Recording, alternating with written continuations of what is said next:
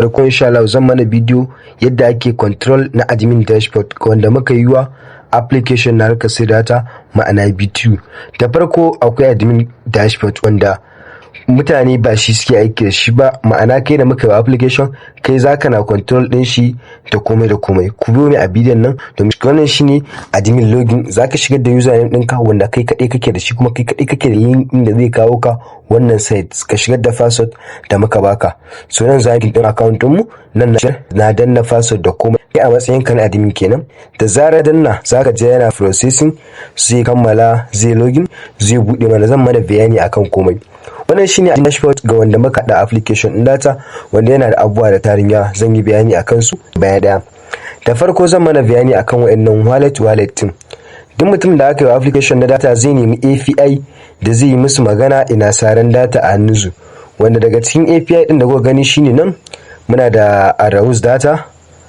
So nan wayannan wallet din da nake magana su ne gasu nan wallet guda uku, zaka iya connecting na wallet guda uku. Misali Arrows data zaka iya saran data a cikin shi, wannan kuma misali zaka nemi wani app din datar wanda kaga yana da arha bangaren kati ka dinga siyan kati a gurin shi. Nan kuma kaga dama zaka iya neman wani app din, kaga dama kuma zaka iya dauka app guda daya kai magana da su, ka zama wannan kai partnership da su, ka sami API a ƙarƙashin su, da haka na samun service na data, suna baka data kai ma kana ƙara ribar ka akai. So mun gama da bayani dangane da wayannan wallet din guda uku na sama abin da suke kenan.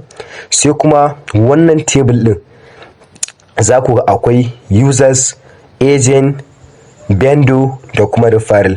So ya abin yake, nan wallet ta farko da aka saka wallet, user wallet, gabe ɗaya mutanen da suka registration da application ɗinka, duk adadin kuɗin da suka tara account na application ɗinka da kuɗin wani da kuɗin wani complete za a haɗe wannan kuɗin ya hau kan balance ɗin nan, shine user wallet, kuɗin all user ɗinka.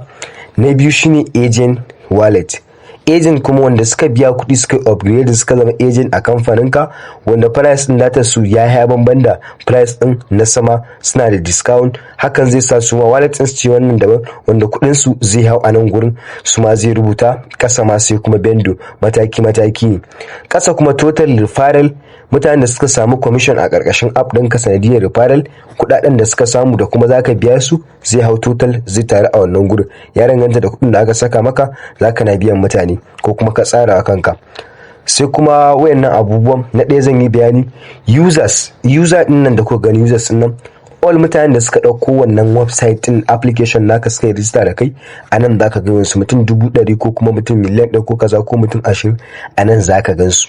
Agent mutanen da suka biya kuɗi suka yi upgrading, ka caje su 500 ko 1,000 domin su zama agent a ƙarƙashin ka. Wannan 500 din da suka kacaje su kai zaka rike ta zama ribanka, amma zaka musu sauki wajen bangaren siyan data da kati. Sai kuma bangaren bendo, shi ma bendo ana upgrade din shi ne, kaga ma ka iya sa charges 1k zuwa 2k. Sai kuma referral, adadin referral da aka gayyata, sai mutanen da suka shigo suka download app ɗinka ta hanyar referral, total din su anan zaka gan su. Wannan kuma na ƙasa transaction calendar ne. So transaction calendar messages da aka turo maka ta hanyar sakonni ta cikin application. Nan kuma total wannan nan su zai nuna maka adadin mutanen da suka hau wannan website ɗinka ko kuma application a wannan ranar.